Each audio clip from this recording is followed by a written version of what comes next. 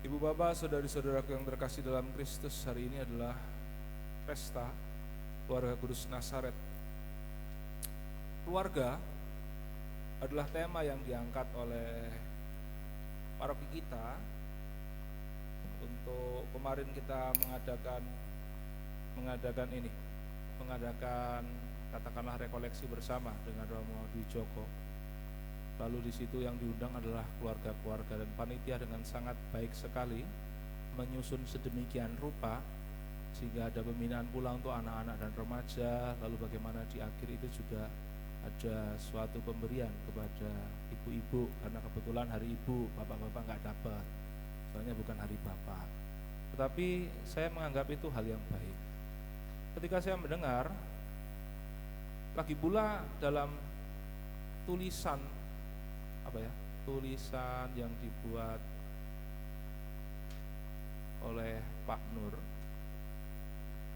juga membahas bagaimana keluarga itu menjadi basis dalam suatu paroki, dalam suatu gereja. Maka keluarga itu secara teologis itu mendapatkan julukan sebagai Ecclesia Domestika atau gereja rumah tangga. Bu Bapak, saya akan menjelaskan secara sederhana, terperinci dan tajam mengenai bagaimana atau apa pentingnya gereja, keluarga di mata gereja. Jadi begini, saya jelaskan. Keluarga itu adalah fondasi utama dalam gereja. Kalau saya bilang gereja, itu bukan bangunan loh ya, tapi gereja sebagai persekutuan umat Allah, fondasinya itu gereja. Kalau orang, seringkali saya sampaikan ini kebetulan kenapa saya suka membahas keluarga, karena persis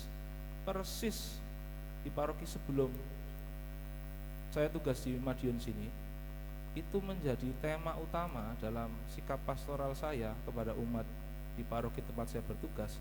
Temanya adalah keluarga. Jadi apa yang saya sampaikan ini persis apa yang saya sampaikan ketika saya tugas di Kalimantan.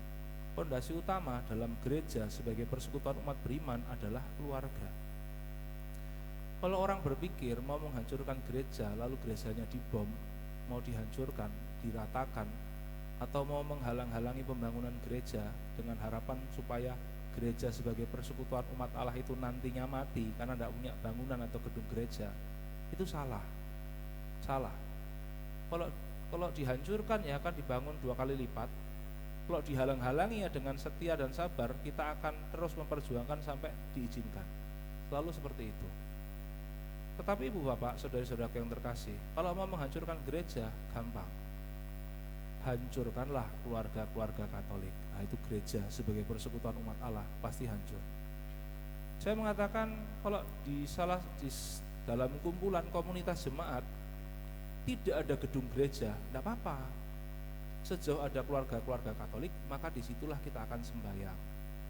Bahkan kalau ibu bapak membaca sejarah gereja, ya memang tidak ada tempat untuk sembahyang berkumpul pertama-tama. Yang ada adalah keluarga-keluarga Kristiani yang beriman kepada Kristus. Gedung gereja itu baru muncul kemudian. Maka apa? Yang pertama adalah keluarga-keluarga Katolik. Itu adalah fondasi utama dalam gereja sebagai persekutuan umat beriman. Jadi fondasinya paroki Mater Dei itu adalah keluarga-keluarga Katolik. Ibu bapak ini, keluarga-keluarga ini Anda adalah fondasi utamanya. Kalau mau hancurkan gereja Mater Dei, tidak usah dihancurkan gerejanya, hancurkan saja keluarga-keluarga Katolik. Dengan berbagai masalah, dengan berbagai persoalan, itu pasti hancur. Suami istri berkelahi, anak-anak tidak betah, anak-anak mencari cinta di tempat lain, dan lain sebagainya, tidak bertemu dalam kasih, itu tunggu saja, pasti hancur. Gereja sebagai persekutuan umat beriman. Kalau keluarga kuat, maka lingkungan kuat. Kalau lingkungan kuat, maka wilayah kuat. Kalau wilayah kuat, maka paroki akan kuat, otomatis dengan sendirinya. Maka intinya adalah keluarga. Dan Anda perhatikan, iblis, setan, si jahat menyerang selalu tepat, efektif. Di mana? Di keluarga-keluarga. Maka semakin kesini, semakin dunia semakin maju, modern dan lain sebagainya, Anda perhatikan bahwa persoalan dalam setiap keluarga menjadi semakin rumit, kompleks, dan banyak. Karena memang persis itulah yang diserang oleh setan atau si jahat. Oh iya, memang demikian. Bapak, saya kasih cerita ya, bagaimana keluarga menjadi perhatian saya ketika bertugas di pedalaman. Bapak, yang kami laksanakan, yang gereja laksanakan di pedalaman Kalimantan, sederhana, memberikan pendidikan parenting. Kalau di kota-kota besar di Jawa, dalam sekolah atau umumnya ada seminar-seminar, ada yang namanya seminar parenting. Bagaimana orang tua diajari untuk menjadi parent atau menjadi orang tua. Mungkin Anda sebagai orang tua merasa terhina. Saya sudah jadi orang tua kok diajari. Sama, saya ketika mengenalkan apalagi di umat pedalaman tuh merasa itu apa itu. Saya sudah kakek nenek punya cucu kok saya diajari menjadi orang tua, macam kami tidak bisa saja, buktinya kami bisa.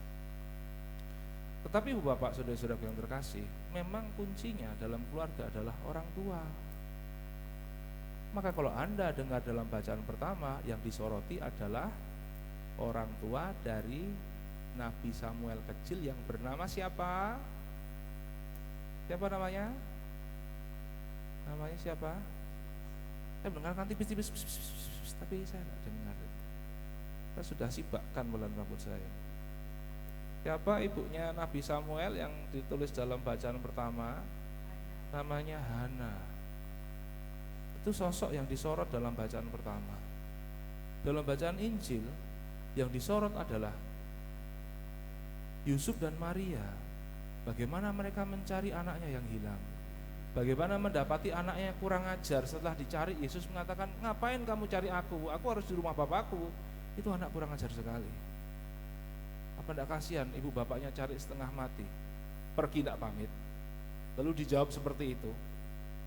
Tapi kok ya Maria ditulis dalam Injil menyimpan segala sesuatu dalam hatinya, segala perkara itu. Karena mungkin Bunda Maria dan Santo Yusuf tahu ini anak ajaib. Artinya Yesus Kristus ini bukan sembarang anak. Anak bukan sembarang anak ini, tak sembarangan. Maka mereka kemudian ya.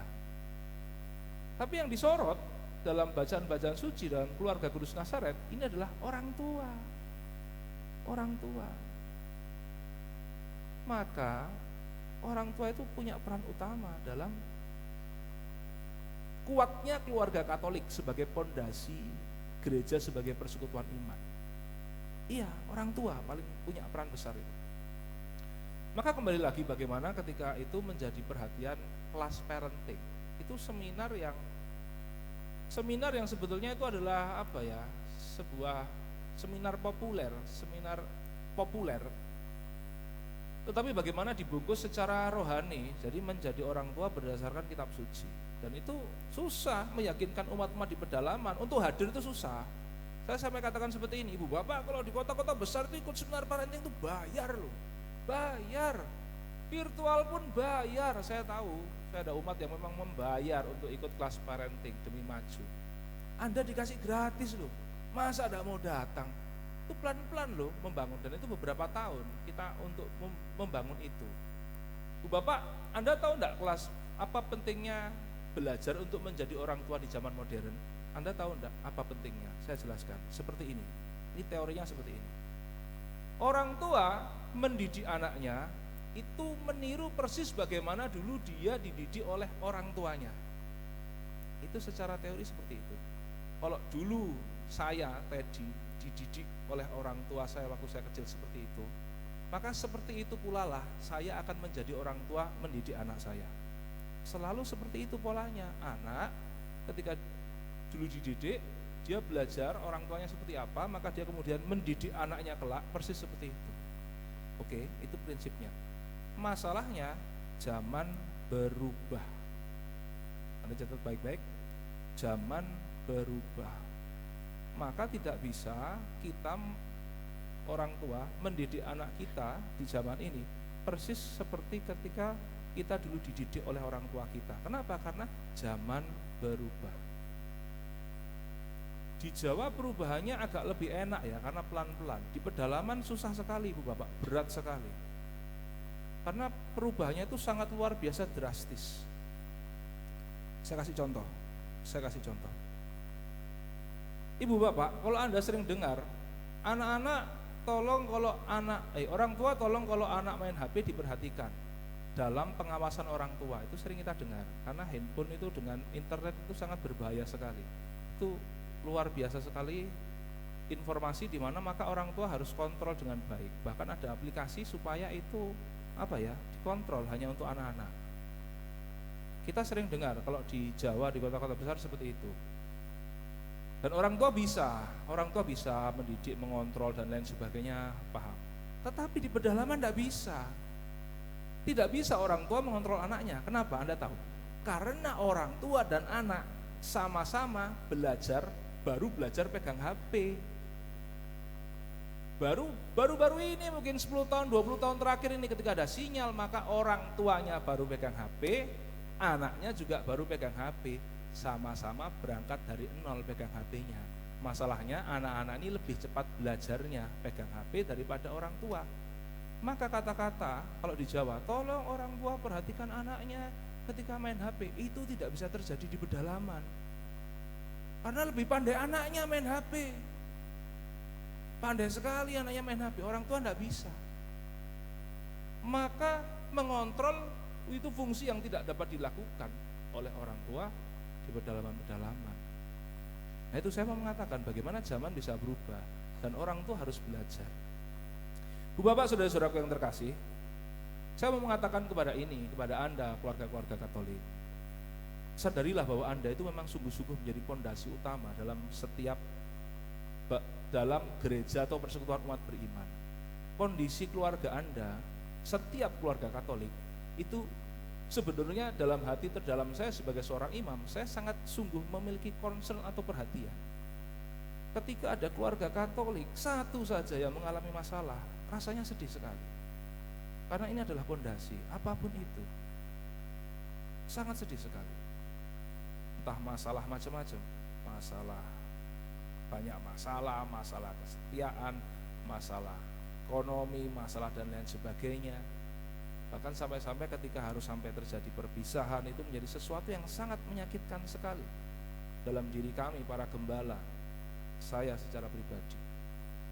Kalau mungkin mau kunjungi satu-satu, mendengarkan, mendoakan kalau bisa, tapi nyatanya tidak bisa. Dengan ribuan umat, dengan ratusan kepala keluarga Katolik, tidak memungkinkan.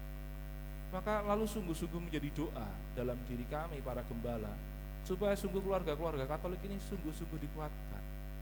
Dan ibu bapak saya sampaikan, ketika ada masalah dalam keluarga, Anda jangan segan-segan loh mencari pastor, mencari romo, jangan segan-segan. Saya sampaikan setiap memberikan pernikahan, sebagaimana Anda ketika menikah datang ke gereja cari romo, dibina, dididik, ada penyelidikan kanonik sampai kemudian menikah. Maka ketika dalam rumah tangga Anda ada persoalan, datanglah juga kepada romo. Datanglah ketika ada masalah, datanglah.